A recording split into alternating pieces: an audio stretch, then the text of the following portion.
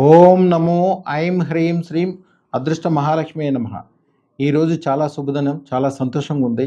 3 నెలల నుంచి అందరూ నేను సరిగ్గా అందుబాటులో లేనని కంప్లైంట్ చేస్తున్నారు. ఎందుకంటే రామాలయ నిర్మాణం చేద్దామని నిర్ణయించుకున్నాము. రామాలయ నిర్మాణం గురించి 3 నెలలు అదే పని మీద ఉన్నాము. నిన్న ఒక కొలిక్ వచ్చింది. దాని వివరాలు పూర్తిగా అందరికీ చెప్తాను. ఎందుకంటే రాముడు ఒక్కడే ఆదర్శమైన దేవుడు. ఆయన చేతిలో ఆయుధాలున్నా, ఆయన అత్యంత శక్తివంతుడైన కానీ ఎప్పుడు కూడా అన్నదమ్ములకు ఆదర్శము, తల్లిదండ్రులకు ఆదర్శము, కుటుంబ వ్యవస్థకు ఆదర్శము, ప్రజలను రక్షించడంలో ఆదర్శము. మీరు ఏ గ్రంథం చూడండి, ఏ కథ చూడండి, ఏ పురాణం చూడండి, దాంట్లో ఎంతో కొంత తప్పులుంటాయి. రామాయణంలోనే అన్నీ ప్రతి అక్షరము ఒక శక్తివంతంగా, మనిషికి ఆదర్శవంతంగా భారతదేశం ఇన్ని రోజుల నుంచి ఎంత గొప్పగా వెలిగిపోవడానికి కారణం ఆయనే. రాముడి యొక్క తత్వము అందరూ ఆదర్శించుకో మా చిన్నప్పటి నుంచి రాముడి ఎన్నో గుళ్ళు కట్టించాం. మా తాతగారు తన యొక్క అనుబంధం ఉన్న ఊళ్ళలో సుమారుగా 100 పైగా ఊళ్ళు ఉంటాయి. అన్ని ఊళ్ళలో రామాలయాలు విత్ ఆంజనేయ స్వామితో కలిపి ఉంటుంది. రామ్ పట్టాభిషేకం అంటారు. రామ్ పట్టాభిషేకం అంటే ఆయనకి చాలా ఇష్టం. మేము ఇప్పుడు కట్టేది కూడా రామ పట్టాభిషేకం. అలాగే 27 నక్షత్రాలకి 27 విశేషాలు ఉండాలి. ఈ ప్రపంచంలో ఎవరు లేని వింతలు కానీ, విశేషాలు కానీ ఈ గుడిలో ఉండాలి. చాలా పెద్ద మనుషులతోటి పెద్ద వ్యవహారం చేసుకుంటూ అందరితోటి అనుకూలం తీసుకుని ఒక మంచి కమిటీ ఏర్పాటు చేసి దాని ప్రకారం చేయడానికి నిన్న ఒక కొలిక్కి వచ్చింది. దాన్ని ఎట్లా చేయాలి ఏంటనేది త్వరలో మీకు నిర్ణయిస్తాము.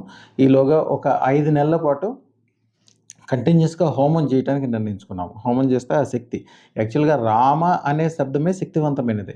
కోతులతో యుద్ధం చేసి రాక్షసులను నెగ్గించగలిగిన శక్తివంతుడు ఆయన మాట. ఇప్పుడు అందరి దేవతలకి మంత్రాలు ఉంటాయి, రాముడికి మంత్రం ఉండదు. ఎందుకని రామ శబ్దమే ఒక మంత్రము. రా అనే దానికి చాలా అర్థాలు ఉన్నాయి, చాలా మంత్రశక్తి. మా అనేదానికి దాన్ని తిరగేసి చదివినా కూడా మీరు జనరల్గా వాల్మీకి కథ వినే ఉంటారు. మర అని దుర్మార్గుడికి మేము మంత్రం ఇవ్వకూడదు, ఆయన కూడా వాడిని బాగు చేయాలని ఉద్దేశం ఉంటే రామ అని ఇవ్వకుండా మర అని ఇస్తారు. మర మర మర మర అని చదివినప్పుడు ఆ శబ్దాల యొక్క శక్తికి అది రామ కింద మారిపోతుంది. అంత శక్తివంతమైనది.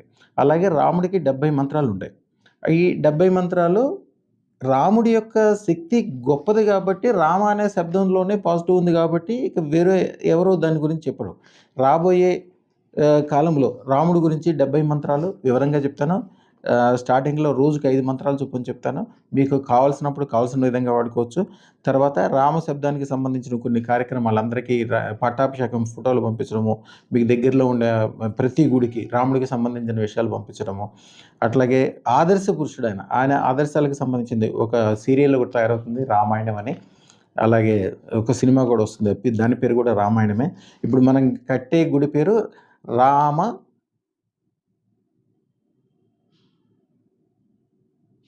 పట్టాభిషేకం, శ్రీరామ పట్టాభిషేకం అని వస్తుంది. దాంట్లో అందరూ ఉంటారు, అన్నదమ్ములు ఉంటారు, భార్య ఉంటుంది, పిల్లలు ఉంటారు. అలాగే ఆంజనేయ స్వామి అన్ని దానికి సంబంధించిన గుడి అత్యంత విశిష్టతలతో ఉండాలని చెప్పి నిర్ణయించారు. ఎందుకంటే ఈ ఏరియాలో ఎవరైనా వెళ్ళాలంటే కూడా రామాలయానికి వెళ్ళాలనుకుంటే భద్రాద్రి వెళ్ళాలి, ఖమ్మం దగ్గర. అది కొద్దిగా దూరము, శ్రమతో కూడింది.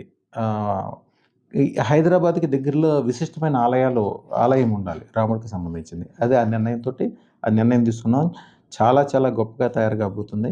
ప్రపంచంలోంచి నలుమూలల నుంచి ఇక్కడికి వచ్చి దాంట్లో ఉన్న విశిష్టతని తెలుసుకోవటానికి 27 విశిష్టతలు దాంట్లో ఉండాలని నిర్ణయించుకున్నాం ఆ విధంగా చేయడానికి. అలాగే రాముడికి సంబంధించిన మంత్రము మా తాతగారు ఇచ్చినప్పటి నుంచి, నేను ఇప్పటి నుంచి ఎప్పుడు కూడా రాముడికి సంబంధించిన మంత్రం ఎవరెన్ని కష్టాల్లో ఉన్నా, ఇబ్బందుల్లో ఉన్నా, టెన్షన్లో ఉన్నా, బాగా దెబ్బతినిపోయి ఉన్నా, ఏదన్నా కొన్ని రకాల చేతబడులు కానీ, దిష్టి కానీ, లేకపోతే బాగా దెబ్బతిని ఇబ్బందులు పడి లోపలికి వెళ్ళిపోయినా కూడా శ్రీరామ మంత్రం, రామరక్షా మంత్రం అంటారు. రామరక్షా మంత్రం చాలా చాలా సింపుల్. అది మంత్రంలాగా కూడా అనిపించదు, కానీ దాని పవర్ మీరు 45 రోజుల తర్వాత చూస్తారు. ప్రతిరోజు 1000 సార్లు కానీ, మీ వీలుని బట్టి 10,000 సార్లు కానీ చదవాలి. చదువుకుంటే చాలు. తర్వాత అలాగే మీకు ఖాళీ ఉన్నప్పుడల్లా మీ మనసులో అనుకుంటే, మీ మనసులో ఉన్న తీవ్రమైన కోరికలు అయితే ఉన్నాయో అది తీరుతూ ఉంటే చెడంతా వెళ్ళిపోతుంది. మంత్రం జాగ్రత్తగా చెప్తాను, వినండి. శ్రీరామ జయ రామ జయ జయ రామ. దీంట్లో రాముడి శబ్దం వస్తుంది, జయ శబ్దం వస్తుంది. రాముడితో కలిపినప్పుడు జయ అనేది కలవంగానే దాని యొక్క చాలా చాలా దాని గొప్పతనం పెరిగిపోతది. శ్రీరామచంద్రమూర్తి గారని ఒక ఆయన ఉండేవారు. ఆయన చాలా మంత్రశాస్త్రవేత్త. ఆహ్, హ్మ్. ఆయన బ్రిటిష్ కాలం నుంచి కూడా చాలా పెద్ద వయసు, ఆయన ఇప్పుడు కాలం చేసినట్టున్నారు. ఆయన అందరికి, ఆయన దగ్గరికి వచ్చేవాళ్ళందరికీ ఇదే మంత్రం ఇచ్చేవాడు. ఒకటే మంత్రం. ఇంకా వేరేది ఏమి లేదు. శ్రీరామ జయ రామ జయ జయ రామ, రామరక్ష మంత్రం చదువుకోమని చెప్పేవాళ్ళు. అందరూ ఆయన దగ్గరికి వచ్చినోళ్ళు ఎవరు కూడా ఈవేళ చిన్నగా లేరు. అందరూ కూడా ఒక మంచి పొజిషన్‌లో ఉండి సుఖం, సంతోషంగా, ఆనందంగా ఉన్నారు. ఈరోజు నేను చెప్పే మంత్రము రామరక్ష మంత్రము. శ్రీరామ జయ రామ జయ జయ రామ. ఒక అద్భుతమైన మంత్రం.